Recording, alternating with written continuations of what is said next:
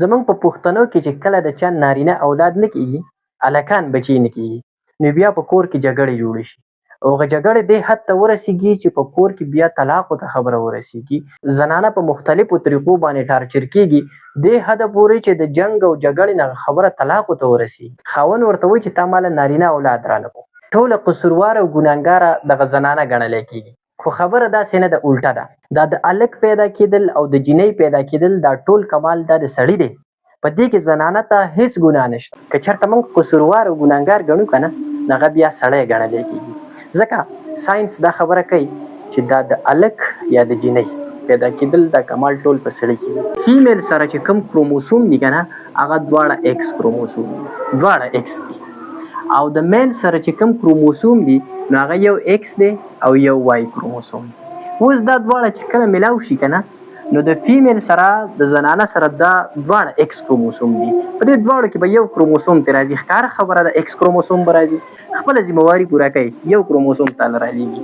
د میل سره چې کوم کروموسوم دي دا یو ایکس دی یو وای دی. یو به د دې نه راځي، یا به ایکس راځي یا به وای راځي.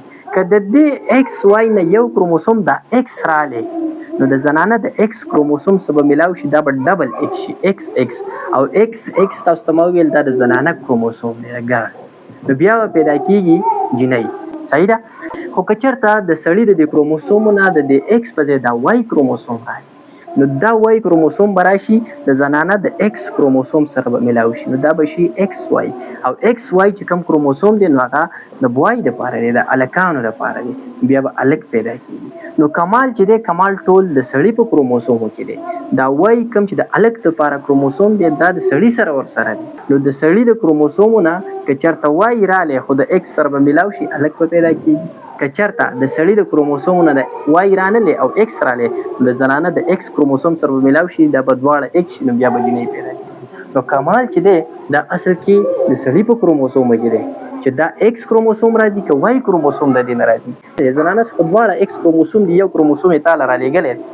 کمال اوس د سړي پاتې دی چې هغه ایکس کروموسوم رالیږي که وای کروموسوم رالیږي. که ایکس یې راولېږو خو فیمیل به پیدا کېږي، ګرل. او که وای کروموسوم یې راولېږو نو بیا به ایکس وای یو ځای کېږي، میل به پیدا کېږي، بوای. نو کمال چې دی دا ټول د سړي په کروموسومو کې دی. زمونږ پښتانه څه کوي؟ زمونږ پښتانه داسې کوي چې کله د چا نارینه اولاد نه کېږي نو ښځې ته وایي تا ماله نارینه اولاد رانهولو، ته هلکان دې پیدا نه کړل.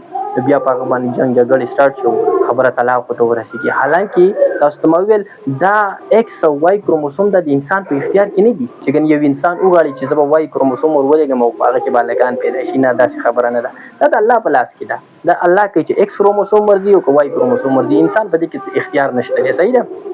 خو بیا هم زمونږ جهالت دې ته رسېدلی چې په دې باندې موږ ښځه ګناهګاره ګڼو، ښځه قصورواره ګڼو. حالانکې تاسو ته ما وویل چې که په دې کې چېرته قصوروار وې نو بیا به زنانه نه دا سړی به قصوروار وې چې دا کمال خو د سړي په کروموسومو کې دی چې دا ایکس کروموسوم ورلېږي که وای کروموسوم ورلېږي. نو کمال اصل کې د سړي په کروموسومو کې دی، د ښځې په کروموسومو کې نه دی. د ښځې سره خو دوه کروموسوم دي، دواړه ایکس دي، یو به درله رالیږي. او د سړي سره دوه قسمه دي، د ده سره د نارینه کروموسوم هم ورسره دی او د زنانه کروموسوم هم ورسره دی، د سره د هلک کروموسوم هم ورسره دی، د جینۍ کروموسوم هم ورسره دی. نو ګورو دا چې دا سړی چې دی ایکس رالیږي او که وای رالیږي. که ایکس یې راولېږو خو د سړي مسله شوه، سړي ولې وای راونه لېږو.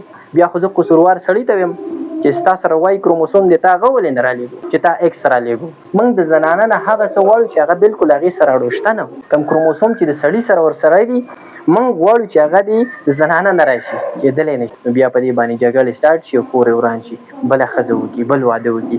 حالانکې تاسو ته ما وویل دا کمال د سړي دی، دا کمال د ښځې نه دی، دا کمال د زنانه نه دی. که داسې موږ بر ناحقه زنانه قصورواره ګڼو او ګناهګاره ګڼو چې تا نارینه اولاد پیدا نه کړو، نو داسې که سبا دا زنانه راپاڅېده چې دا خو ستا مسله ده، دا خو ته نشي پیدا کولی، دا وای کروموسوم خو ستا سره در سره دی، زما مسله خو نه ده، دا خو ستا مسله ده. نو ساینس دا خبره کوي چې د هلک پیدا کېدل یا د جینۍ پیدا کېدل دا کروموسوم چې دي د هلکانو ده او د جینکو ده، دا اصل کې د سړي سره ورسره دي. موږ ګیله د چا نه کوو؟ موږ ګیله د ښځې نه کوو.